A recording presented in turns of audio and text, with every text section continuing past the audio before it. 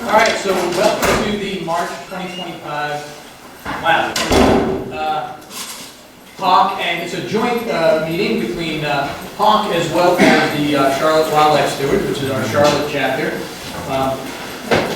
I appreciate you guys coming out tonight, and we've got a great program in store for you. Before we talk about that, we wanted to chat with you. You know, HAWK was the first chapter in the North Carolina Wildlife Federation program. We're celebrating almost our 20th anniversary, so next year, and so we're very glad that you're here. We do this monthly presentations. We do events, and the other chapters around the state do events as well.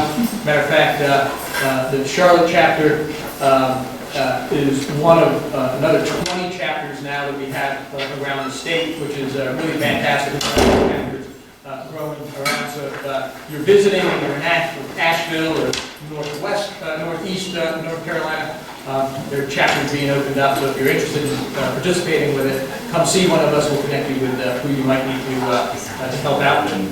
You know, the big piece that we talk about, all the chapters are part of the National Wildlife Federation all around the country. And what's interesting is this program has been around a long time, the Certified Habitat certification. In fact, just show of hands, how many people have their yard certified habitat? Great, that's wonderful. If you're not familiar with it, it's a very simple thing to do. Food, water, shelter, place to raise young, and go easy on the chemicals. So, you know, one of the easiest things to attract birds to your yard is water. You know, a lot of people spend a lot of money on bird feeders and suet feeders and that kind of thing. The biggest thing they need, particularly like what we had last summer, was 100 degrees and no rain for upwards of 4 weeks. They very much need water. They can find food, and certainly there's plenty of seeds and even berries that they're not very fond of, like some holly berries will still be on the bushes when they need them. So water is the biggest thing, so I really encourage you to go ahead and put a bird bath or some sort of a water feature in your yard. It's one of the items that you need to certify your yard with this program. If you're not familiar with it, I encourage you to go take a look and ask one of us if you want to know a little bit more about it. You know, one of our longtime sponsors for this chapter has been Birdhouse on the Greenway. Carol's not here tonight, but she has been one of the founders of the chapter, as well as a number of other people here in the room. And it's really fantastic, and we're certainly thankful for her contribution. If you're not familiar, not only does the North Carolina Wildlife Federation have a YouTube channel, all the chapters now have YouTube channels where our presentations, including this one, can go ahead and get posted. So if you miss something or you want to share it with somebody, I very much encourage you to. There's a lot of great information here about conservation. We really encourage you to do it. One of my favorite ones is this bottom on the right here, elderberries. We had that presentation a couple of years ago. If you're not growing elderberries in your garden, you ought to. It does get a little out of control, so you'll have plenty to share with your friends or put into creeks and whatnot, wetland areas. But if you've not made elderberry syrup, it is probably one of the most simplest things to make. It's like brewing tea. You brew the berries, take that out, maybe you add your sweetener or whatever you'd like to it. But we had a wonderful Kate Seidel did a presentation for us. She sells elderberry syrup, and she actually showed all of us how to make it. If you don't want to make it yourself, come to the farmer's market here in Matthews and get it from Kate, but otherwise I really encourage you to see some of our presentations. There are really great ones in there. Matter of fact, I'm going to introduce Donna. She's around here somewhere. Donna's the president of the Charlotte chapter, the Charlotte Wildlife Steward. In fact, if you step on this side, because I don't think the camera is all the way over here.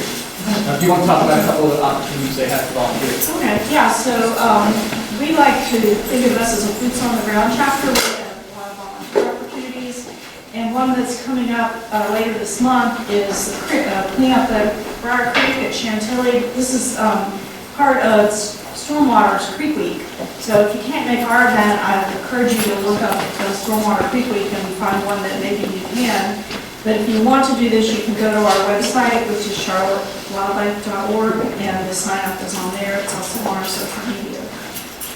Which one do I have? Just a space bar. All right. Okay, so we have a couple of programs coming up. We've got two more for this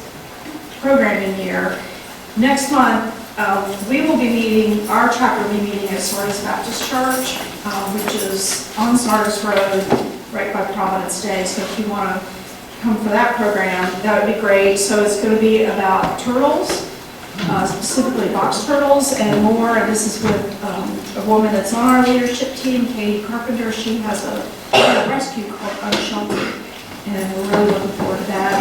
And, she's going to bring one or more of her turtle ambassadors.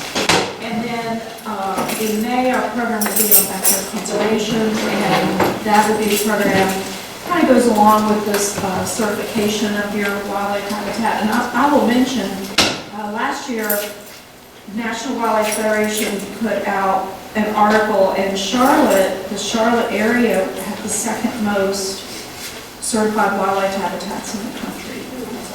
That was pretty awesome. That's cool. And we just in Charlotte had 90 last count.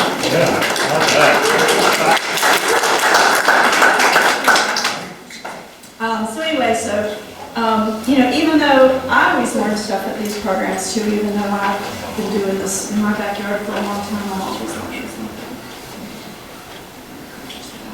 And the other thing I want to highlight is we do a fundraiser once a year. This is our major fundraiser. It is a lot of fun. It's canoeing and kayaking on Mount Island Lake. And we do rent some canoes and kayaks from Park and Rec, so if you don't have one, you can sign up for one, and I encourage, if you want to do that, do it early because they go fast. We also have an early bird registration, so if you register before April 1st, you're entered into a drawing, and the prize we have donated this year is a smart bird feeder, so that it's solar powered, has a camera, it can do video and pictures. So if you register by April 1st, you'll be entered into a drawing for that. At the event, we have a guided paddle with a naturalist. We go out to an osprey nest that's on Mount Island Lake. Our naturalist talks about the ospreys, the other wildlife in the area, the plant life in the area, and then the importance of Mount Island Lake. So did y'all know that's our reservoir? That's where we get our drinking water. So then we paddle back, we have lunch, and then we have a raffle. And we're now gathering these raffle prizes. I found out yesterday I have a bird feeder coming from Rome, which is one of the squirrel busters. It's the big one they retail for what is it now, Carla, 130? 130? Yeah, 130. So that's just an example of the kind of prizes that we'll have. So I encourage you to look up that. That's also on our website. And I do have our table over there. There's a sign-up sheet. If you want to get our newsletter, y'all probably get the NCWF newsletter. If you want to get the one from our chapter, you can sign up on that form, and there are 2 little swag giveaways over there if you're interested. So, thank you. And now, Alden's got a few words. I'll keep this very quick. Hey everybody, Alden, your friendly conservation coordinator for the North Carolina Wildlife Federation. Probably get a bunch of emails from me when you register for events. That is I. To add to the Certified Wildlife Habitat Program, North Carolina has more certified wildlife habitats per capita than any other state in the country. So, we are very proud of the Certified Wildlife Habitat Program, and when you certify your yard in North Carolina, we get, the National Wildlife Federation gives us, splits some of those proceeds with us. You can talk to Natalie about that later, I can't remember how much. But anyhow, so keep up the great work and tell your neighbors and friends to certify their yards. So I'm here to pitch one thing really quick. Our Ocean Advocacy Workshop coming up at Haw River State Park, which is outside of Greensboro, March 28th and 29th. It's an overnighter. So North Carolina is the only state on the Atlantic and Gulf Coast that still allows destructive inshore bottom shrimp trawling in our juvenile fish nurseries. Research shows that for every 1 pound of wild shrimp caught in our estuaries, 4 pounds of bycatch are discarded. So, we want you to join us at our Ocean Advocacy Workshop and learn how you can advocate to save our sounds. Now's the time for North Carolina to prohibit this destructive practice in our inshore sounds and shallow estuaries and move this offshore. 700 million, not 700 million, hundreds of millions of of valuable juvenile fish are killed every year. So come join us at the Ocean Advocacy Workshop and learn how to advocate and join our Save Our Sounds program. It's very reasonably priced. There's a QR code here. There's a flyer on this table. There's a flyer on this table. One on this table. So I hope you'll join us. All right, thank you. All right, thank you. It really is a wonderful program, the Ocean Advocacy program, that workshop that Alden just talked about. I think it's sponsored by University of North Carolina, Greensboro. Is that right? So it brings in a lot of young people and helping people who are in environmental science programs, biology programs, marine fisheries, whatnot. And they can even get scholarships to go to this thing for free. So if you know someone in one of those programs, reach out to us, and it's just an excellent educational thing for really anybody of any age.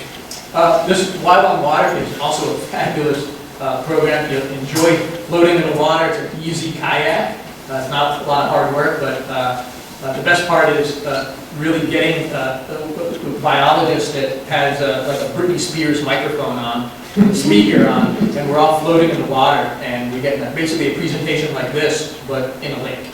On the water. It's so cool. Then we go have lunch and hopefully win a prize. Oh, and I forgot to mention, if you want to sign up tonight, there is a flyer up here with the QR code.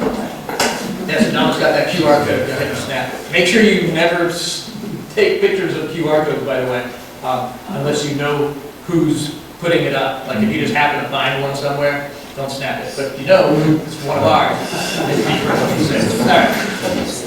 So one of the other things that our chapter is doing is we are starting Nature Trivia Night. We've got right down the road here at Six Grogs is a fun little bar that young ones are invited as well. They just can't drink, at least not while we watch. Next Monday is our first Nature Trivia Night. For all of us that are not music buffs and sports buffs, those trivia nights aren't a whole lot of fun. This one for all our nature nerds and bird nerds, this is going to be perfect for you. So come and visit. It's free. There'll be some prizes. At the very least, it'll be a fun evening next Monday night at 7 o'clock, 6:30 to 9-ish.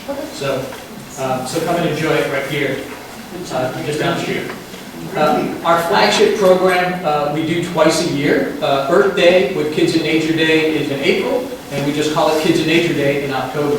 So that's coming up real soon. Here is a bit.ly link. Just if you're not familiar with that, Sign Up Genius gives you a link like this long. Bit.ly lets you shrink it and put words that actually make sense to humans, but it is very much case sensitive. So if you just put, if you spell Earth Day with lowercase, it would take you to a different link entirely. But so if you take a peek of that, that's how you sign up to be a volunteer at it. It's coming up in just a few weeks over at Squirrel Lake Park. A lot of fun. If you're looking for a rain barrel, make sure to come. Coca-Cola's going to be bringing, I think, about 50 or 60 rain barrels to make. They'll smell like Sprite or something for a month or two, and it'll be great. But they've been giving away the kit to hook it up to your downspout. There'll be, snakes to pet. I believe that Shem and Shannon are going to have their snakes there again. And just a whole lot of fun stuff. Bees and Ranger Rick will be bouncing around over there. So that's from 10 to 1 at Squirrel Lake Park. We're very fortunate tonight the reason we're all gathered to learn about the red wolves of North Carolina. It's going to be quite a treat. Katerina Ramos is North Carolina Wildlife's Red Wolf Education and Outreach Coordinator. She's been in the wildlife field for over a decade and has been with North Carolina Wildlife Federation since 2020. She runs the Red Wolf Center in Columbia, North Carolina, and helps advocate for the only wild population of red wolves in the world. So we're going to learn a lot about that tonight. Katerina, if you come on over here, I'm going to switch out the computers to yours. And Kat's been on a little bit of a whirlwind tour here this last week, and because she's way out in the northeast North Carolina area where Columbia is, and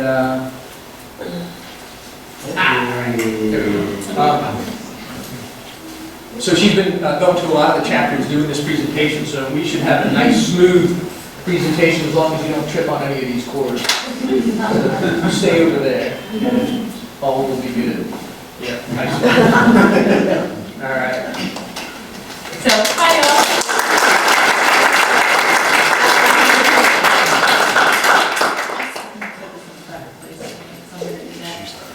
So, hi y'all. My name is Katerina Ramos. I am the Red Wolf Education and Outreach Coordinator for North Carolina Wildlife Federation. And I'm here today to talk to you guys about the most endangered canid in the entire world, the red wolf. And so first things first, I apparently am confined to this box here. So if you see me pacing a little bit and like wanting to make that step, it's not because I'm being weird, it's because I'm used to walking all around. So first thing that I always love to talk to people about is see where people are with their knowledge of red wolves. So how many of you in this room knew what a red wolf was before tonight? Yes! Oh my God, that makes me so excited. So believe it or not, many people in the state of North Carolina don't even know that red wolves exist, which is absolutely crazy. So I always start off my program talking about what a red wolf is, because typically when we picture wolves in our heads, we picture gray wolves. And really, red wolves are considered the intermediate or middle-sized wild canid in the United States. And so red wolves can be anywhere between 42 to 84 pounds with a lot of tan buff coloring on their bodies. So they're most notably known for their orangey red ears and the back of their legs being red orange. Their eye color is yellow or brown. Sometimes they have a tinge of green depending on the lighting. And they're most known for how long their legs are. The wildlife biologists that work for the Red Wolf Recovery Program love to say that the red wolves walk on stilts in the wild. And honestly, they look like they have like the longest legs in the world. They're also known for their rounded ear tips and their really, really large feet. And that's really important when it comes to us in tracking. So, the age-old question, how did they become endangered? And so before we really talk about the nitty-gritty details, it's important to know where the red wolves were before we had European settlement. And before we had European settlement, the red wolf used to be found all across the southeast central portion of the United States. And what I mean by that is that everything that you see hatched in Texas, and okay, sorry. Everywhere that you see the hatched-in marks in my map here, all the way from the southern point of New York, all the way down the east coast into Florida, and then all the way across into Oklahoma and Texas, was where red wolves used to be found before we had European settlement. Now, when we had European settlement, there was a couple of things that ended up happening. First one being, Europeans came in, looked at the predator and went, wow, I don't need that. And they decided to put forward programs called predator extermination programs. And these programs were quite literally what you think they are.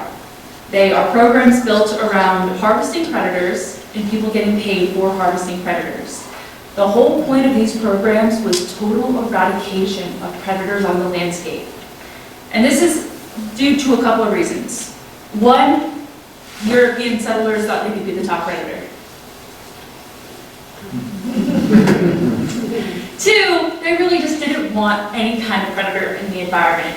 And so people could go, harvest a predator, go to an office, and if you're a really big fan of Parks and Rec like I am, they go, money please.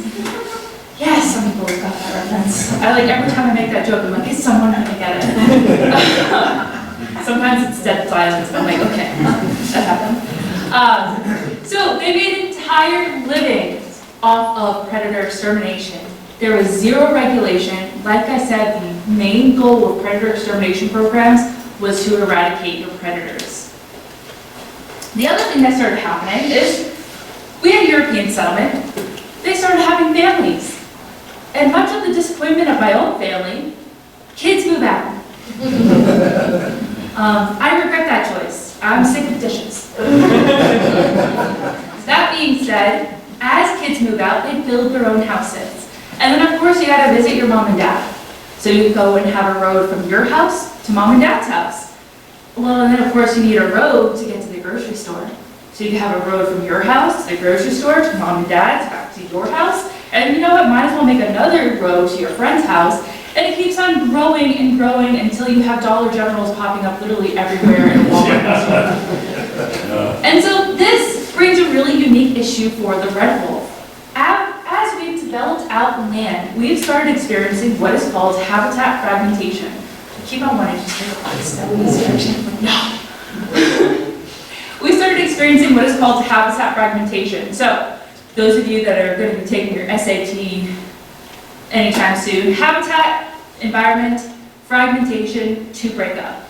And this is important because red wolves love their space. Same. They can hold, a singular pack can hold about 30 to 80 square miles of territory. And now when we're thinking of a pack, we're thinking of mom, dad, yearlings, and that year's pups. It's not a very big pack. Not like we think of when we think of gray wolf packs. And so again, 30 to 80 square miles. In addition, red wolves don't like being near people.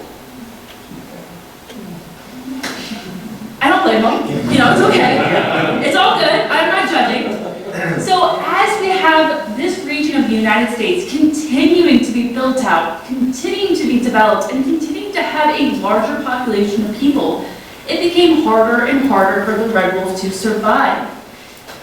And one of the biggest things that came from European settlement is a negative public perception that still persists to this day. And so how many of you have heard of Little Red Riding Hood, Big Bad Wolf? Yeah. But even if we think of movies and shows today, Game of Thrones, everyone's always scared of the wolves. Wolves are attacking Anna and Sven and Frozen. Wolves are attacking Belle and Beauty and the Beast. I like Disney movies, it is what it is. But the age-old thing is the same. Wolves are scary, they're confrontational, they're gonna eat me, they're gonna eat you, they're gonna eat grandma, the pets, the dog, anything.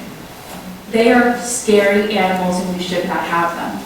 This is still a very strong sentiment within our own society to this day, which is not based in any kind of truth because they are probably the most non-confrontational species I've ever worked with. Like Dan said, I've worked in the wildlife field for over a decade. I will not walk into a horse enclosure. Will not do it. Will tackle a black bear. Will not go into a horse enclosure. So, over time, between predator extermination, development, and this negative public perception, the red wolf population ended up getting smaller and smaller and smaller until the late 1960s, early 1970s, when they were last found in Texas and Louisiana in red there. And so, I am a dork, which means I'm going to give you knowledge that is dorky right now. I'm very big into talking about conservation history, because that is incredibly important. Previous to 1967, when we looked at endangered species, we did not look at anything aside from birds. We just operated under the Migratory Bird Treaty Act. And in fact, our national wildlife refuges were originally established as waterfowl sanctuaries. Obviously now that's different because they've continued to grow past that. But it wasn't until we had the Endangered Species Preservation Act of 1967 that the U.S. Fish and Wildlife Service recognized endangered species outside of birds. This act listed all endangered vertebrate species, which meant your reptiles, your amphibians, your bony fishes, your birds, and your mammals. 14 mammals were originally listed as endangered in this act. The red wolf was one of them. And the Indiana bat, and the gray wolf, and the mountain lion, the red wolves. And so that act was then later adapted into the Endangered Species Act of 1973, in which we currently operate endangered species work under. If you do the math, it's 50-something years, 52 years. I can do math. I went to college. All right. That being said, Fish and Wildlife Service in 1973 looks at the red wolf population and goes, oh boy, this animal's gonna go extinct unless we do something about it. And so they decided to capture as many red wolves as possible. Dan, I'm breaking rules. Okay. They decided to capture as many red wolves as possible using this. And so I always love everyone's reaction to this, because everyone's like, no, that cannot be the way that you capture animals. This is how we capture red wolves to this day. This is the most safest and effective, there we go, oh my gosh, effective way of capturing wild canids. And so this is not the bear trap that we think of from Fox and the Hound. Again, I have a lot of Disney references. It's not one of those bear traps that has those teeth and they dig into the bones of the animal. This has a rubber mouth. And I brought the broken one purposefully so that I did not set this off. But typically what happens is you open it, the animal steps in, and it closes on their foot. This has minimal trapping injury. It is so minimal that they prefer to use foothold traps over any other kind of method of capturing wild canids. Because if you're darting them, you have no idea how much they weigh, and you risk of overdosing them with the darts. So I could set this off myself. Fun fact, I box. This is why I know this information. Okay? You need 5 pounds of pressure to break a bone in your hand. I can set that off on my hand. It pinches, like, yeah, it's something closing on your hand, but it does not hurt. And so, I always like making that point.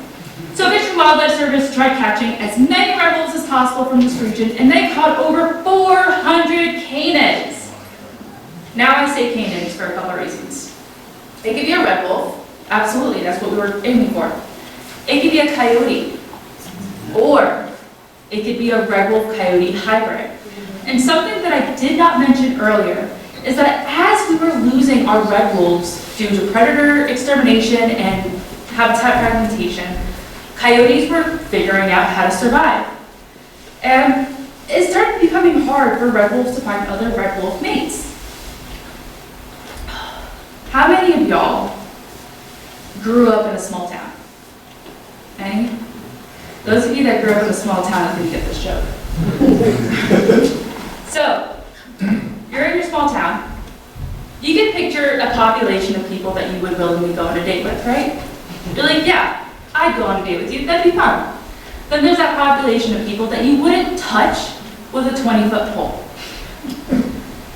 Imagine the only option you have are the people that you wouldn't touch with a 20-foot pole. That is what the red wolf had.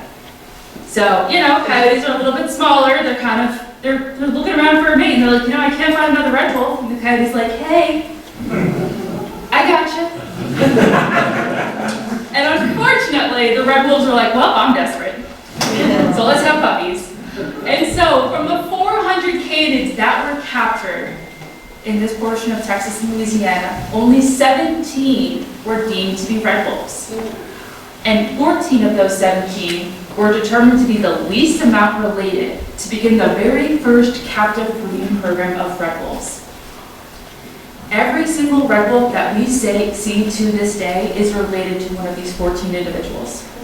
We call these 14 wolves our founding population. And so, this ended up being successful. We had red wolves breeding in captivity, and by the time that the red wolf was declared extinct in the wild in 1980, we had over 60 red wolves in captivity. Which, like, woo, look at us, kept them from becoming extinct, Endangered Species Act, we're doing it. However, there is this statement in the Endangered Species Act that says that you have to recover a species to the point where they no longer need human intervention. Some would say that captivity is human intervention. Wild. And so, Fish and Wildlife Service looked at their captive population of red wolves and started thinking, what if we tried something that had never been done before? What if we tried reintroducing this species? How many of you know about the yellow circle for introduction? Yeah, we're first. Okay. No one ever knows about this. We are the reason why Yellowstone happened. Yellowstone was 1995, this is 1987. We are first, we are cool. And so, Fish and Wildlife Service looked at the entire historic region of the Red Wolf historic range, and they ultimately settled on eastern North Carolina. And they settled on eastern North Carolina for a couple of reasons. First, it was Alligator River that they were really looking at. Alligator River was established in 1984. It is that peninsula right there in the 5-county area. It was established in 1984. It's about 150,000 acres, and it was really ideal for the first reintroduction effort because it is a peninsula, meaning 3 sides of its land is covered by water.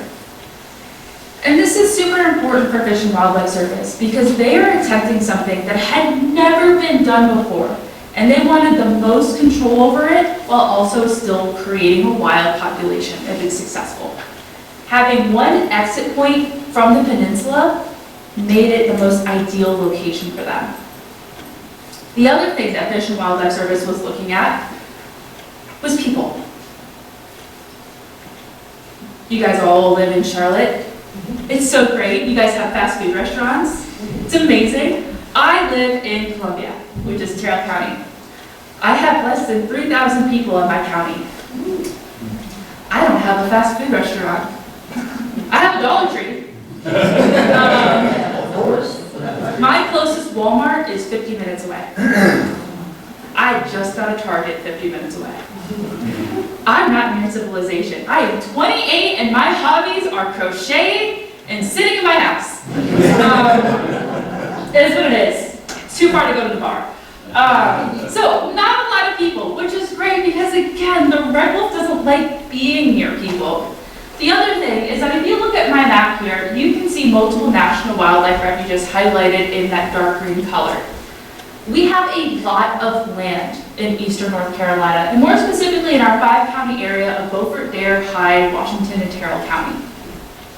Yes, sorry, I mixed up my alphabetical order. That being said, we have a lot of federally owned land managed for wildlife and habitat. We also have a lot of state-owned and publicly owned land that's managed for wildlife and habitat.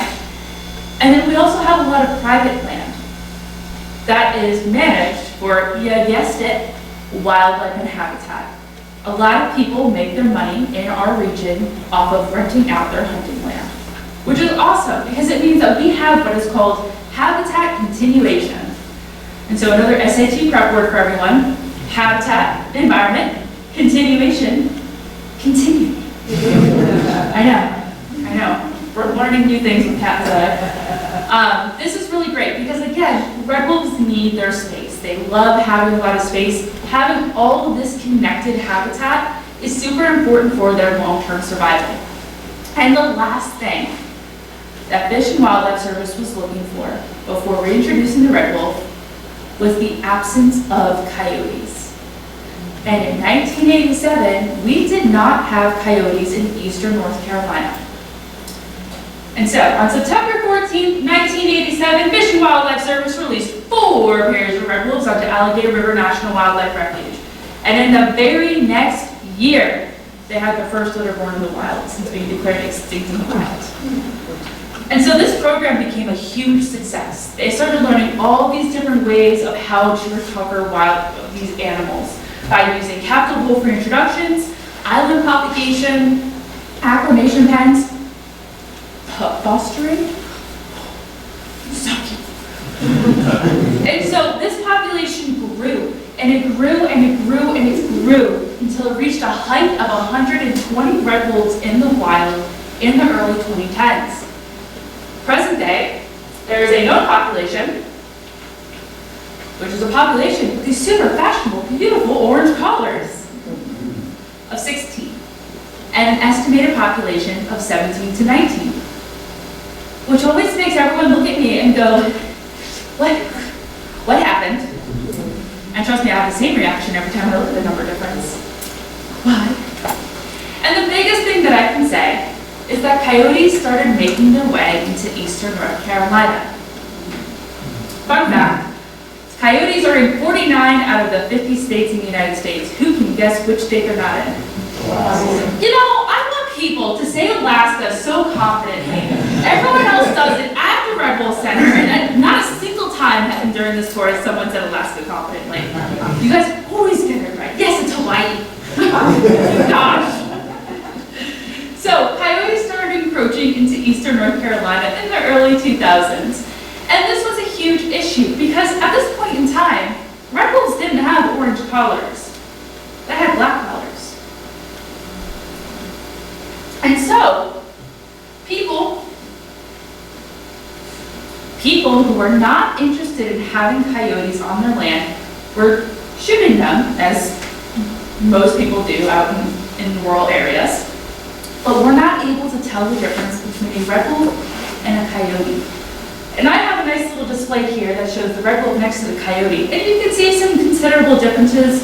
The coyote is shorter, doesn't have nearly as long legs, more angular face. Red wolves have a broader face, long legs, big feet, really distinguishing traits. However, if you're not looking at them side by side, it is almost impossible to tell the difference between the two. Because what if you have a juvenile red wolf? They're going to overlap in size.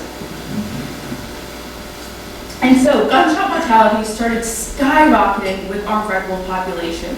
They kept on getting mistaken identity, and they also started getting a bad rap because people were confusing coyotes with red wolves. And so, as we started losing red wolves, our packs started getting dismantled. And then it became harder to find red wolf mates, and the coyotes strutting along like, hey, you desperate again? And so we started getting hybrids. And this caused an entire other issue with our public, where people started looking at the red wolf and was like, you know, it's really weird that red wolves can have pups with coyotes, and those pups can have pups, meaning that the offspring are virile and not sterile, which then caused an entire halt to red wolf recovery while they assess the validity of the red wolf as a species. Because really fun fact, would have never guessed this, in order to be covered or protected under the Endangered Species Act, you have to be a species. Absolutely wild. I was not myself. So it wasn't until 2019 when the National Academy of Sciences came out with a report that said, yes, the red wolf that we have today is a species. It is so much so a species that it doesn't fall under the gray wolf category. Meaning, every gray wolf that we think of the Arctic wolf, the timber wolf, the Mexican wolf, all of these different wolves, those are all subspecies of gray wolves. The red wolf is completely its own species. So when we look at the wild canids in the United States, you have your gray wolves, your red wolves, and your coyotes. So this is great. It just came out that yes, the red wolf that we have is a species. However, by 2019, we had less than 20 red wolves in the wild. We reached as low as 7 in 2021. And so because of all those gunshot mortalities, that really hurt the red wolf, and that lack of ability of doing recovery work also hurt it. But the other thing is that within the last decade, so many people have been so excited to come to the Outer Banks and visit. And if you look at my map, Highway 64 cuts straight through the eastern North Carolina red wolf population. We see a lot of vehicle mortalities for red wolves because of this. Now I'm going to be honest, I'm not being exaggerative. I have seen people go 80 miles per hour through Alligator River National Wildlife Refuge. It's terrifying. Because let's ignore red wolves for a second. Eastern North Carolina is an incredible place, filled with lots of biodiversity and such cool wildlife. We are known not only for the red wolf population, but for the largest population of black bears, the densest population of black bears, and the largest black bears in the entire world. We hold the world record of the largest harvested black bear of 880 pounds.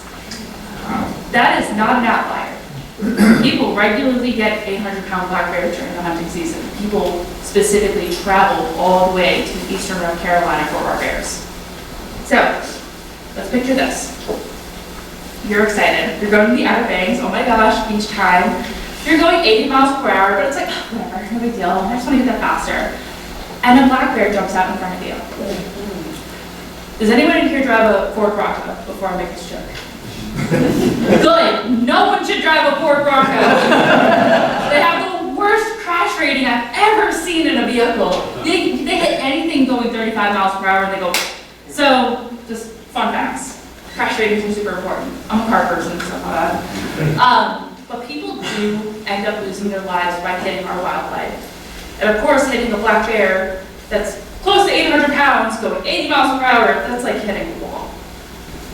And so, not only is this a huge issue for wildlife, but this is a huge safety issue for humans as well. People do lose their lives, and unfortunately, we have a lot of wildlife-vehicle collision. That isn't just red wolves, but it's also deer, raccoon, birds, black bear, whole different kinds of wildlife. Otters make it. Someone hit an alligator, which how did you hit an alligator? But anyways, I digress. So, all this together had hurt our population pretty desperately.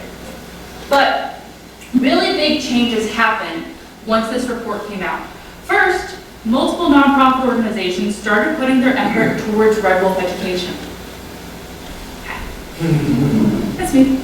And so NCWF ended up getting their memorandum of understanding with U.S. Fish and Wildlife Service to run the Red Wolf Center and offer educational programs out of the Red Wolf Center.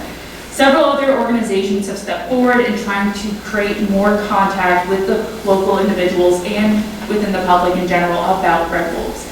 Not many people know that red wolves exist. Really important. Can't want to say something that you don't know about. The other thing that started happening was that Fish and Wildlife Service started working in partnership with North Carolina Wildlife Resources Commission to do coyote sterilization again. And we'll talk more about coyote sterilization later on. NCWF partnered up with Fish and Wildlife Service to start offering a program called Pray for the Pack, which is a cost share program that allows for landowners in the 5-county area to accomplish some of their habitat improvement goals while also supporting red wolves on the landscape. And what this basically does is create more habitat connectivity and more tolerance for red wolves on the landscape. You can get anywhere between 50 to 85% cost share depending on how much you support red wolves, which is pretty awesome. Starting in late 2019, early 2020, Fish and Wildlife Service started fitting red wolves with bright orange collars. Does anyone in here hunt? Ha ha! Okay, my hunters. Why would we choose orange? Highly visible. Highly visible. It is highly visible, but what's so important about orange with the hunting community? Do not shoot. You do not shoot orange. And so this is super important because not only is this something hunters are already told to look for, because you as a human are supposed to wear orange, but it held people responsible for shooting red wolves. Because at that point, you can't say you didn't see the orange collar. And if you admit that you didn't see an orange collar or an orange article thing on an animal or a person, you're kind of admitting to more than just shooting an endangered species. Homicide. So this is super important. This has helped our gunshot mortality significantly. We actually haven't had a gunshot mortality in over a year now because it has finally gotten through that, hey, orange collar means red wolf.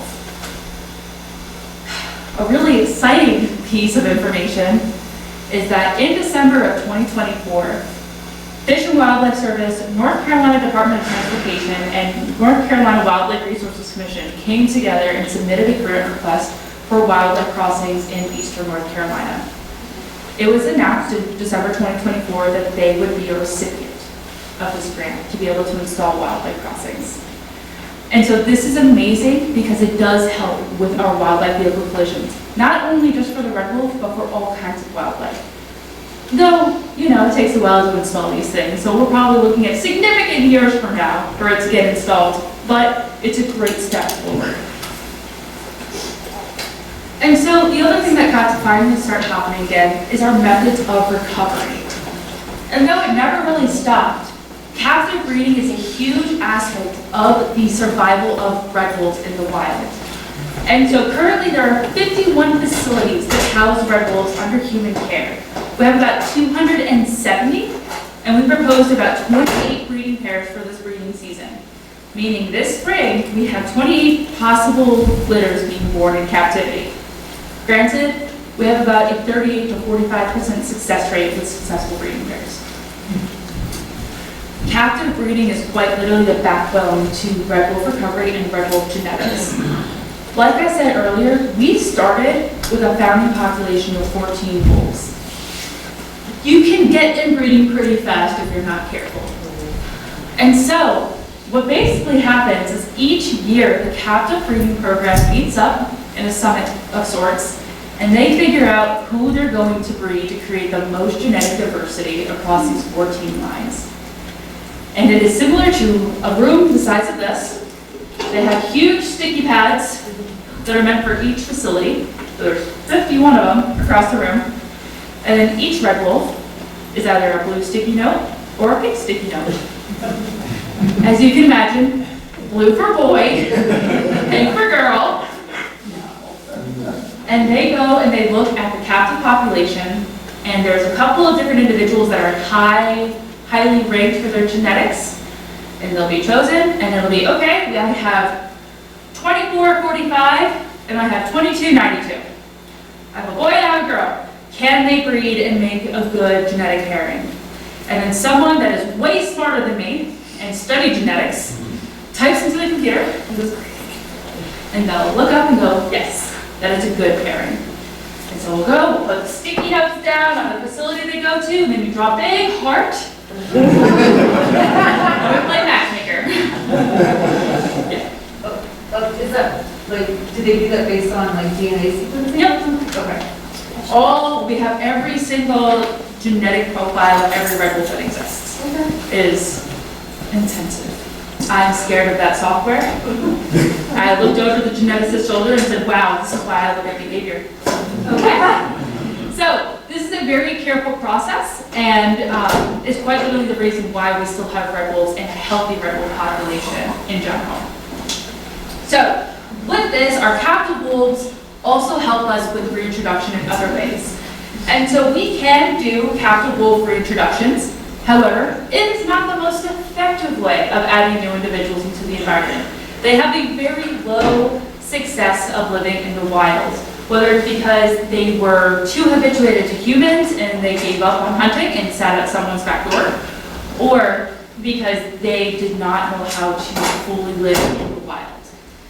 And so, unfortunately, this is the only way to add new individuals when you do not have breeding pairs in the wild. This being said, Fish and Wildlife Service is working on ways to better this technique, and they've started doing it by putting a wild individual with a captive individual, making them be a breeding pair, or have them be a breeding pair. We can't make these animals do anything. If there's anything I've learned over the years, you cannot make a single animal do anything. But they'll have them have an opportunity to be a breeding pair, and if they have a litter, they'll wait until the pups are mobile and they'll release them from the pen. This has been a huge success. In fact, one of our packs is based off of this technique, and he's still out there. She had to drag him around for a bit and tell him, no, don't go near the road.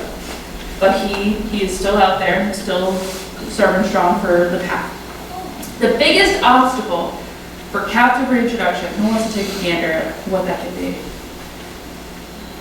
Humans. Technically, what kind of mortality? Road mortality. It is, ding, ding, ding, you win $0 because I don't have anything in my pocket. It is vehicle mortality. So, unfortunately, these animals are in captivity. They've never seen a road before, or they've never seen a car before. And for some reason, they make a beeline straight to the road. They're like, what is this? And then they get one chance to figure out what a road does. Unfortunately, we do have a high mortality of vehicle mortality from these animals. But again, it's the only way to bring new individuals in the wild when you don't have breeding pairs. And for 4 years, the program did not have breeding pairs. And that was from 2018 until 2022. We did not have a population growth. We had to introduce wolves. Another way that we introduce wolves is through island propagation. And so island propagation is a little bit of an interesting concept. It takes quite literally an island, and they release captive-born individuals onto the island to learn how to be wild. Now, these islands are very specific, and truthfully, we only have one, which is St. Vincent National Wildlife Refuge in Gulf, Florida. These islands cannot sustain more than just a singular pack, but they are incredibly helpful in creating wild individuals in a controlled environment. More specifically, St. Vincent doesn't have a lot of human interaction, it does not have coyotes, and it does have a strong prey source. And so, with all of these factors, they release these captive wolves onto the island and allow them to be a breeding pair and have a litter in the wild. Those individuals that are born in the litter are going to be the ones that they eventually move into the wild population in eastern North Carolina because they've never known human care. They do have a high success of surviving, and in fact, the reason why we had a breeding pair in 2022 was because we took a male from St. Vincent National Wildlife Refuge and brought him out into the wild population. And he ended up hooking up with a beautiful display right there, and they created the first litter in 2022. Oh my gosh, the pollen is getting me. I've never been an allergic person. Oh my gosh. So, this is my favorite. The most effective way of adding new individuals into the wild is pup fostering. And so this is an amazing, amazing method of recovery. However, it is so incredibly hard. And it's hard because it takes having a wild litter born in the wild and a captive litter born in captivity at the same time. So this all has to happen within 2 weeks of the pups being born. They have to be born at the same time. They need to be identified as being born at the same time, and then you need to coordinate the movement of the captive pups to the wild litter. In 2023, we moved one singular pup from Tacoma, Washington, to a wild litter in eastern North Carolina. It is incredibly hard to do this, but it is incredibly worth it. Our Pungo pack is also another great example of our methods of recovery. Not only is that male a captive-born male that ended up having the litter with our female, but that female was a foster pup. It is incredibly successful to have fostering events because they are raised in the wild by wild individuals, and the only survivability you have to worry about is regular pup survivability. Now, Fish and Wildlife Service is very picky on who they do pup fostering with. It has to be an experienced mom. They have to know that they're not going to over-encumber her with pups. 2225, for some reason, likes to have huge litters. She had a litter of 8 last year. I don't know why. Because, unfortunately, the last time that we had the opportunity to do pup fostering was in 2023. And he didn't end up living. For some reason, we stopped seeing him on the cameras in June. It happens. Sometimes animals don't make it. The other thing that we do, so we talked about some of the other methods of adding individuals, but we still have the issue of coyote sterilization. We only have, or coyote hybridization, oh my gosh. We only have 16 red wolves in the wild. And truthfully, we have 4 males and the rest are females. They're working double time, you know? There's only so many to go around. And so, coyote sterilization is super important because while we're in the stage of it being really hard for red wolves to find other red wolf mates, there's coyotes right there being available. And so we do coyote sterilization. I say we, as in Fish and Wildlife Service does coyote sterilization with partnership with North Carolina Wildlife Resources Commission. And they essentially give these coyotes a human equivalent of a tubal ligation or vasectomy. And so it is not the typical spay or neuter that we typically give our pets where they take the entire reproductive organs out.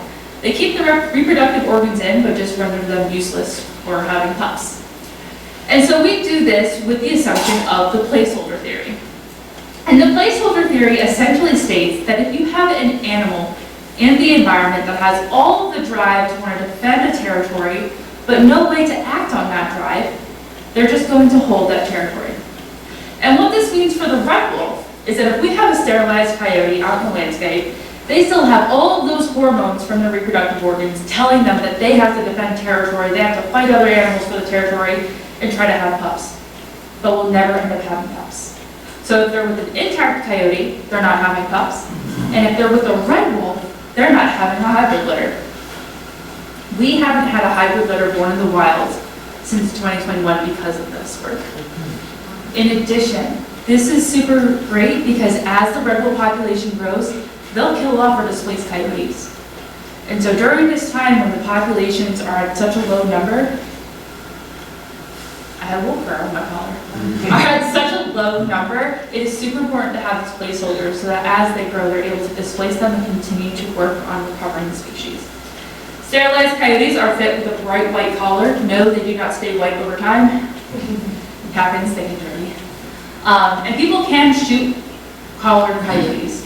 We just encourage them not to because they have a better role on the landscape if they are sterilized. So, I talked about a lot of depressing things. Gunshot mortality, vehicle mortality, 7 individuals up to 16. We did have a lot of great things that happened in 2024. First off, in 2023, we actually ended up losing our breeding male in the Milltail Pack. He got hit by a car, unfortunately. So, Fish and Wildlife Service mobilized and brought a captive male in from, I guess, Point Defiance Zoo again in Tacoma. I don't know why we keep on grabbing animals from Tacoma, but we are. Washington State, apparently. And so we brought him in from Tacoma, Washington. He was put into an acclimation pen with 2225's dog. Because 2225, fun fact, cannot be captured. She just digs up the trap and goes, there it is, and takes the food and walks. Incredibly intelligent wolf, she's awesome. When they released him in January 2024, he ended up staying with the Milltail Pack. And then the biologist kept on catching him in flip-flow traps because he couldn't figure out his way around the flip-flow traps. Just literally, there's videos of him following the pack and then he gets caught in a trap. And then following the pack, caught in a trap. They're like avoiding all the traps and he's just like, let me walk into all of them. However, he still did really great because he ended up siring 8 pups in 2024. Again, I don't know how she's having. Typically, red wolves are having 2 to 4 pups in a litter. She just decided to be an overachiever. Apparently. This was super great because it meant that we were still able to keep a breeding pair in the wild even after losing our breeding pair. Unfortunately though, these pups have not been detected either by trapping or radio camera since I believe July. It happens, sometimes you just don't have a good year for pups. But the fact still remains, he's still on the landscape and he's still a 2225. So there's still a chance of them having another litter this year. And we're crossing our fingers that it'll be successful. So I always love ending my programs on how you and the audience can help red wolves because it's all really daunting. Vehicle mortalities, coyote sterilization, wolf reintroduction, it's all really, really hard. What can we do as the general public? And the biggest thing that I always love to tell people is to talk about red wolves. Many of you in this room heard of red wolves before this program, but you probably have family members that have no idea what a red wolf is, or any idea of the actual significance and conservation sense of the red wolf. Sharing information about red wolves is such a great way of helping them, because again, how can you care about something that you don't know exists? And so sharing information about them on your social media, following the Red Wolf Recovery page, following NCWF's work with Red Wolf Recovery is a great way to keep up to date with what's going on. You can also visit me at the Red Wolf Center and at the National Wildlife Refuges. Buying foods from the local stores and supporting our ecotourism is a really great way to help bring a positive momentum to our community about red wolves. There's a lot of negativity that goes on within our communities, but it's always great to be able to have that extra boost of advocacy of, hey, we want to support you guys because we love Red Wolves and you guys are here in Red Bull Country. You can join your local wildlife chapter, like Charlotte Wildlife Stewards or Hawk. Joining these chapters is a great way to continue the advocacy work and also help with a lot of habitat improvement programs. Many of our chapters do pollinator gardens, certified wildlife habitats, and are great on-the-ground people to talk and advocate for wildlife and conservation. You can also advocate for ethical wildlife viewing and observation. Ever since we had the pandemic, more and more people have been wanting to get outside and enjoy wildlife. However, they've been trying to feed wildlife. It's a choice to want to feed a black bear. I keep my distance. That's a choice. But to go and advocate for ethical wildlife observation and viewing is super important because we want to keep wildlife wild and not stress them out. We recommend at least 100 yards distance from your wildlife to ensure that you're not negatively impacting their livelihood and you're also not putting yourself in danger. And then you can also go to one of the many safe facilities that house red wolves. In North Carolina, there's quite a few. There's Carolina Tiger Rescue, Museum of Life and Science, NC State, which doesn't have red wolves on display, by the way. North Carolina Zoo, the Red Wolf Center, Dan Nicholas Nature Center, and then Western North Carolina Nature Center, which I believe has repaired their pens since Hurricane Helene. And so this picture that I have up here is actually of my wolves at the Red Wolf Center because, fun fact, we were selected as a breeding location for the Red Wolves. So this is my first ever breeding pair. We have live stream cameras on this breeding pair that are 24/7 accessible, but have been shown enjoying each other. I have a lot of photos of them enjoying each other. Unfortunately, I'm pretty sure I'm on a watch list now, but you are more than welcome to take a look at our cameras, watch them. We're hoping that they'll end up having pups. We're hoping he was successful in creating pups with her. And so we're looking around April time of them possibly whelping and having pups in the enclosure. And with that, I will take any questions that you guys have.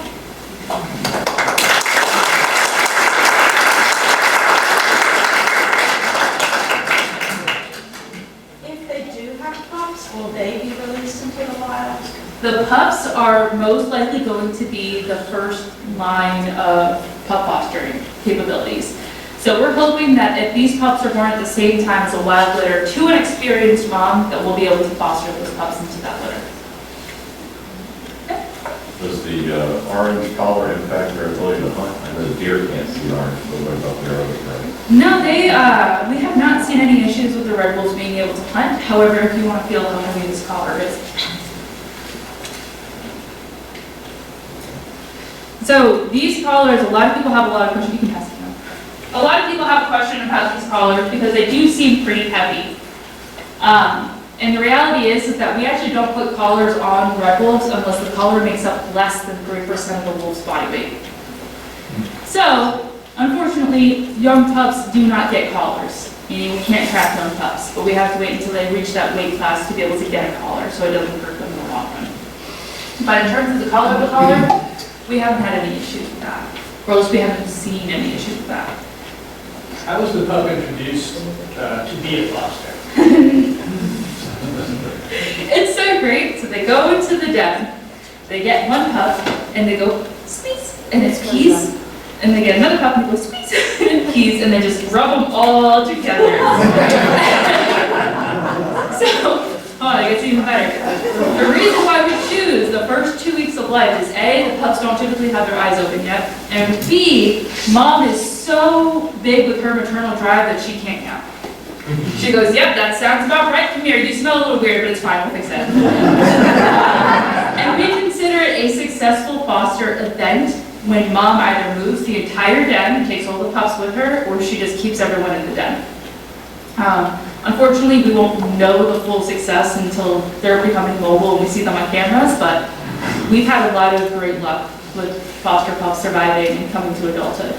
So you have cameras outside the dens? Yeah, so we'll have the cameras outside the dens. Fish and Wildlife Service will have the cameras, but they won't check them until after she's already moved the pups from the den. Because more disturbance means that she might abandon the pups completely, and we don't want that to happen. So the 8 pups that you said you guys haven't seen, like, is it, they just maybe aren't being picked up, or they're for sure not there? We're really not sure. We did not see any skeletal remains of the pups. They have not been detected on camera since July, and then when they did trapping operations, they have not found any pups. So we're really not sure what happened to them. The hope is that maybe they're still out there, but we never know. And do black bears mess with their pups? Like, what would be their preference? You know, we don't really see the black bears having an issue with the red wolves. Typically, you'll see them out in the farm fields together. And really the biggest issue for red wolf pups is just the regular survivability to adulthood. It can be pretty hard on them trying to keep up with the rest of the pack. They could get bit by one of their siblings, get an infection, pass away. They could get a disease. Fun fact, we actually attempted a Great Smoky Mountain National Park population of red wolves in 1991. It was later disbanded in 1997 due to low pup survivability due to parvovirus. And so distemper, rabies, mange, those all are diseases that impact red wolves. And so it's, you know, anything could have happened. It could have been another red wolf coming in and saying, I don't like your pups, and getting rid of them. It's a lot of things play into those dynamics. So when you introduce a pup to a foster mother, you have to sedate her. You're gonna walk right in the cage with a wild red bear. You just walk straight into her den. I cannot implore onto y'all how non-confrontational this species is. Okay. Very non-confrontational. The biologists love to say that the mom will just be off in the distance staring at them, being like, what is this? How dare, I'm not coming any closer, but how dare you? So, and I've fed the wolves that we have at the Red Wolf Center. Those are animals that are used to humans, want nothing to do with you. So avoidant.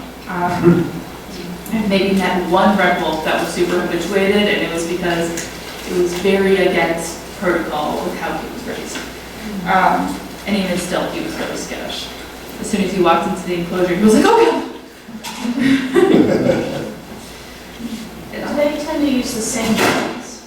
They do. So they do end up using the same dens over and over again. There's a couple of den locations that we know for the one breeding pair. That almost always she will go and have a litter in that den and then move it to another den when they get to a certain age. They'll change dens depending on the age of the pups. You didn't mention like what their prey is. Oh, no, you're good.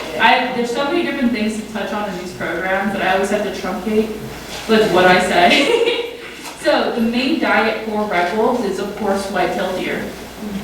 It's a large ungulate. However, these animals are 42 to 84 pounds. Our deer are over 100 pounds. They're not taking down a fully grown, healthy, white-tailed deer. They're going to be taking down those that are injured or sick or don't help their herd health. So white-tailed deer, raccoons. Raccoons are a big part of their diet. They really like raccoons. Nutria, beaver, smaller rodents, rabbits, hypsid cotton rats, and then deer mice, things like those. But for the most part, it's raccoons and deer. Those are their big parts of their diet. The male-tailed pack does a lot of mousing or hunting of small prey, but that's because most of their territory is in farm fields, and that's the most abundant prey source that they have. Do you notice like a difference in white-tailed deer health since the red wolves have been introduced, like elk with the gray wolf? I wish I could say yes. However, the kind of data that Yellowstone National Park has been able to gather about the impacts of gray wolves is way different than what we've been able to gather on red wolves, and it's because they knew to start that data collection. We didn't know to start that data collection. And so a lot of the data that we have right now is when the wolves had 7 wolves in the wild. And so now we're slowly building up that data collection to be able to know what their impact is on the landscape. I can say things anecdotally, like we have random bobwhite quail populations right in the middle of red wolf territory. You would think that would not be the case. But I would assume, and again, this is me with behavior. Talk about behavior. I would assume it's because they take raccoons, they eat raccoons, which are a nest-raiding predator, which does impact our bobwhite quail health. So a couple of different things that we could theorize about, no real substantial quantitative evidence to be able to support that notion. Does that make sense? Okay, I went deep down my science hole. What techniques are used for setting up the traps and the cameras? Is it just picking an area where you know there's red wolves, or? Traps, you're gonna have to talk to an actual biologist. I don't get to do any of the trapping, so try. They trap differently, they do drop traps, things like that. I don't know much about the trapping itself. However, the cameras, we typically know where some wolves will hang out by their tracking collars, and then we'll set up cameras strategically. Those I know. The actual full mole traps are another question, but we're mostly using the data from the camera traps to figure out the most common paths, and then setting their traps there. You said, you mentioned that they had a reintroduction effort in the Smoky Mountains. Have there been other places in the country where they've tried to reintroduce them? They have not. Since the Smoky Mountain population, they did not try any other additional release locations. However, the recovery plan does state that they want to attempt reintroductions into other portions of the historic range. They have not identified additional locations though. What was the name of the pack again? You said that pretty quick. Oh, sorry. You'll have to excuse me, I'm from the north. Milltail pack. Milltail. And is there just one pack or? There's two. Two, So okay. we have Milltail pack and then we have Pungo. So those are our two recognized packs on the landscape right now. This is more of a hybrid wolf Yeah, question, okay. and probably not the red wolf. How about hybrids that are with gray wolves that seem to be moving down from the north? Do we have those in North Carolina yet? So, What do you have are you talking about about the eastern coyotes that are in like Pennsylvania, New Jersey area, those coy wolves? Yeah. People talk about? We don't have that down here. The coyotes that are down here, because they just came so recently, do not have the admixture with gray wolves. They are still the traditional Great Plains coyotes. So if I go back to one of these. So if we were to overlap all of the different wild Canid ranges, you have your red wolves there in southeast central, and then you actually have your gray wolves all throughout the northern portion of the United States. Coyotes originally were just the Great Plains. And so the coyotes that we have here in eastern North Carolina do not have the admixture with gray wolves. Some of them still have the admixture with red wolves because of hybridization events, but they have the typical Great Plains. I asked that because I was out in Mount Holly last week on a guy's farm. He swore to God that he had a wolf out there that took one of his calves. And he showed me a fuzzy game trail photograph. Of course. Of course. But he's like, all the neighbors have seen it, my dogs are afraid of it, blah, blah, blah, blah, blah. Yeah, I mean, it could be a larger coyote. Again, they've adapted to a lot of different things. It could be a hybrid. You never really know. If he does have more photos of that canid, he's welcome to send it into the Red Wolf hotline and they'll be able to talk more Yeah, I about asked it. him, he just had this little fuzzy trail. I love that. A lot of people have those photos. My favorite is when I have people, they're like, explain this. And I'm like, this is Bigfoot? Like, I'm like, okay, I don't know what this is. Yes. Is there a time that's best to see the wolves on your camera? I looked a couple times now. Oh, no, I got you. They are fed on Mondays and Fridays early in the morning. Like early, like 5 or? No. Oh my God. Some of us don't bird. Some of us like doing bat surveys. Okay. So, typically around like 8:30ish, you will see the volunteer wolf caretaker go out and feed them. They get pretty active after that. I try to go on the cameras and point around the camera to where they are. Most of the time they're sleeping on top of the den. That seems to be their favorite spot. But early mornings on Mondays and Fridays, for sure they get fed. Okay, thank you. When you were talking about the coyote, sterilization, what the thing, is the goal to get rid of coyotes per se? Or, because are they technically an invasive? They are considered a non-native species, which honestly is probably the most semantic thing I could absolutely say about them. Invasive versus non-native versus introduced is all crazy. They're considered a non-native species, they just have filled in a niche into the environment that was left as a void from predators. The whole point of the coyote sterilization program is it's with an agreement with WRC that they have to sterilize 30% of the population and then cull 5% or something like that. I forget the actual numbers, sorry. But there's a percentage of the population that they have to sterilize and then a percentage of the population that they have to euthanize. And so the goal is to remove coyotes from North Carolina because they're not native to North Carolina, and the top canid predator that you want that actually helps with ecosystem health is your red wolf, which is the top apex predator in the environment. So the whole purpose is to continue to push coyotes out of the landscape so that red wolves can continue to be robust and then keep them at bay themselves.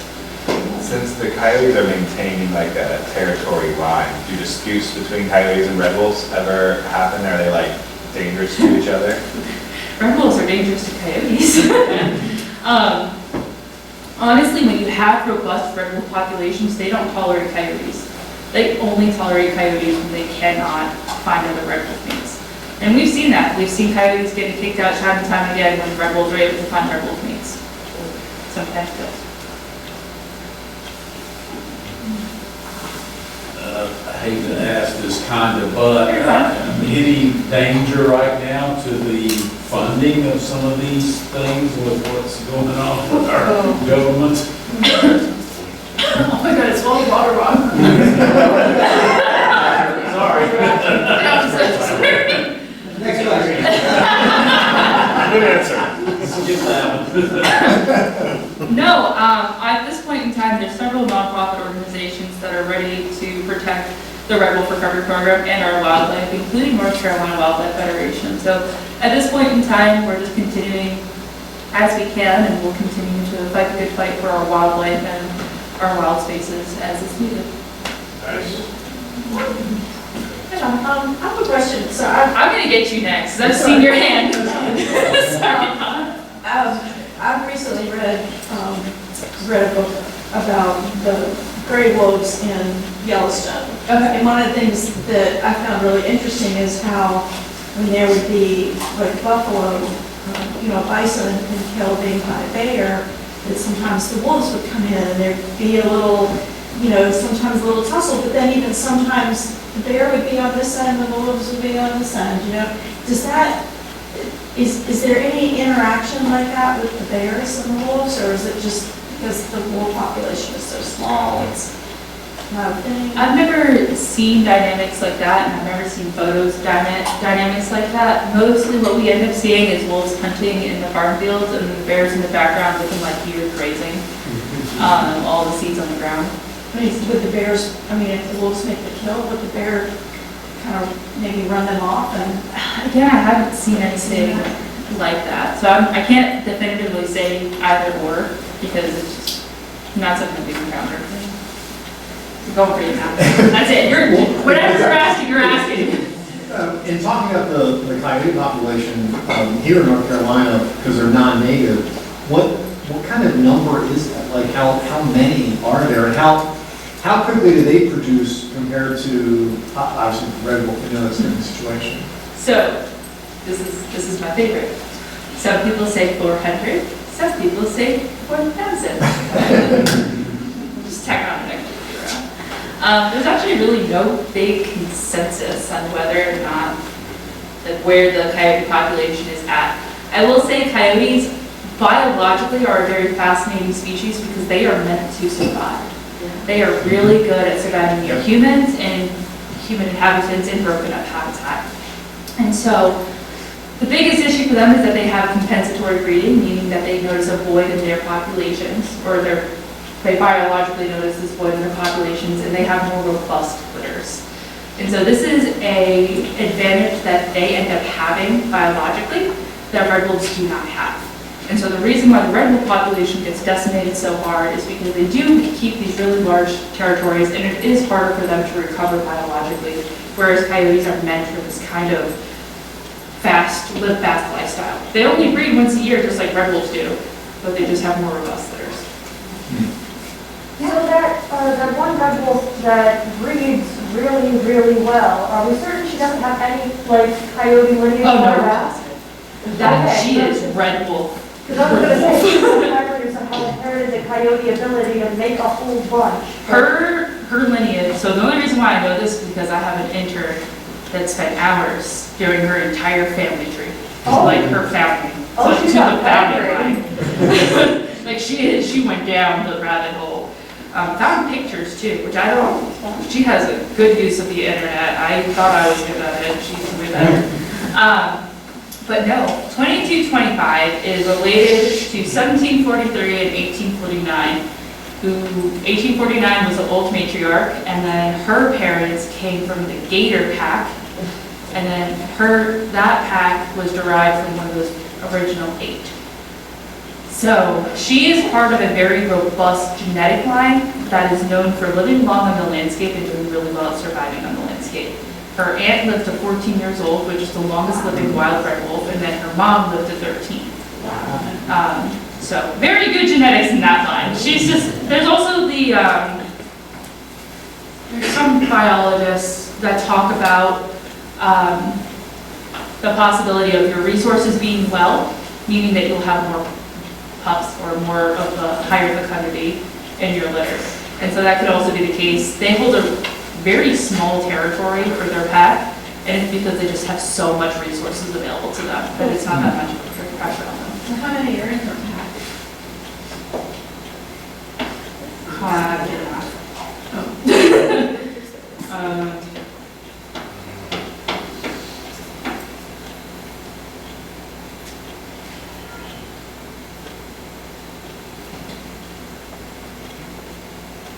Possibly 6?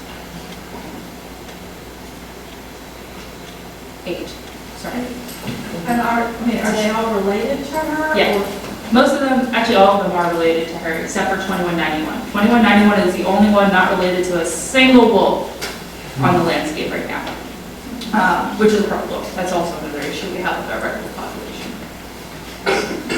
Is the other pack also a breeding pair, or? Yep.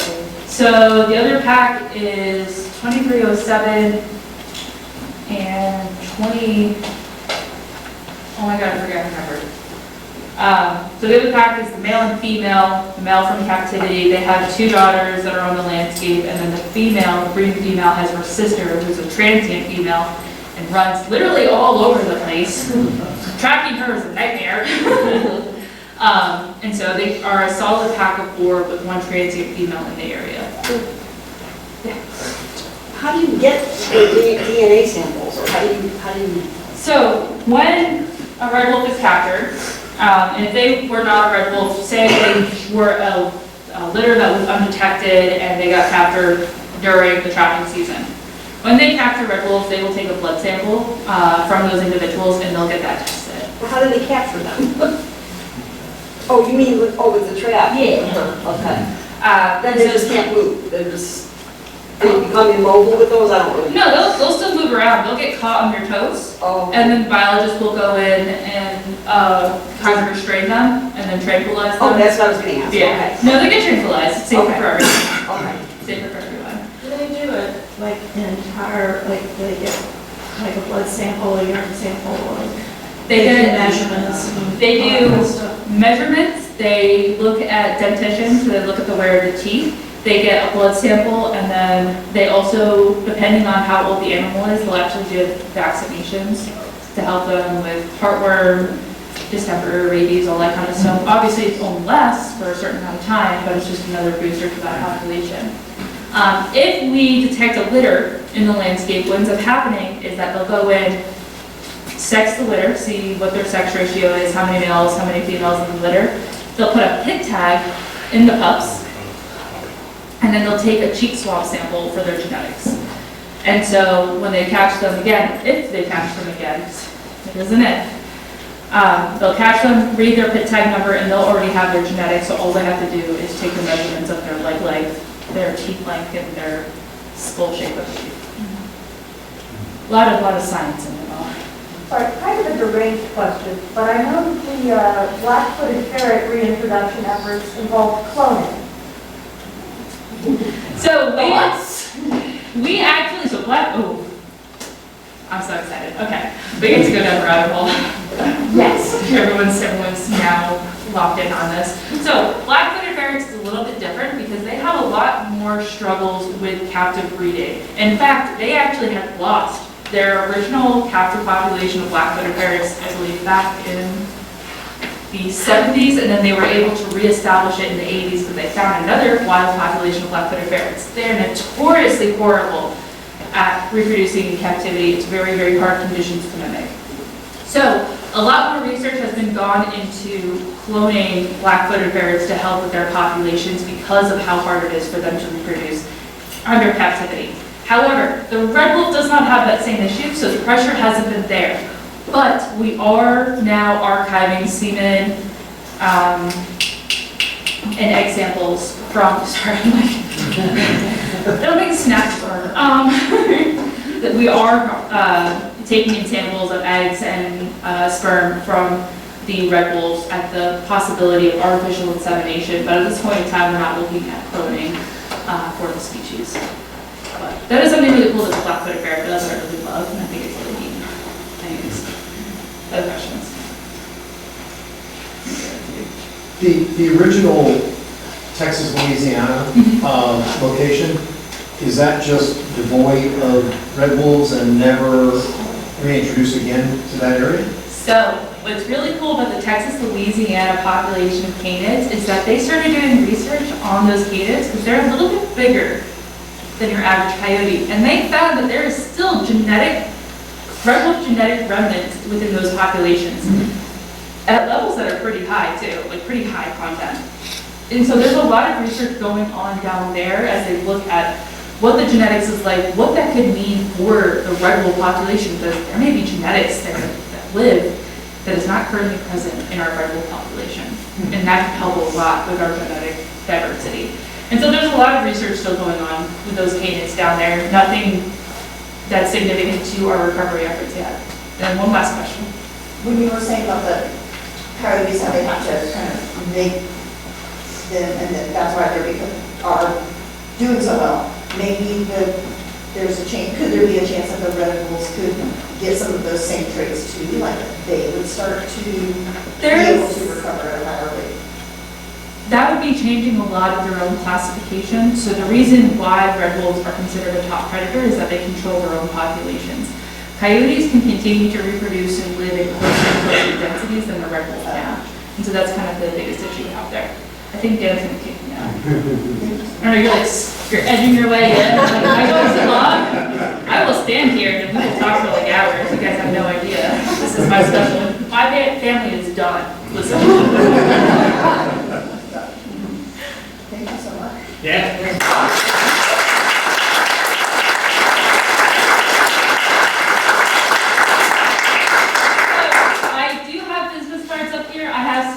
I have my pelts. Please cut them in the direction that the fur grows.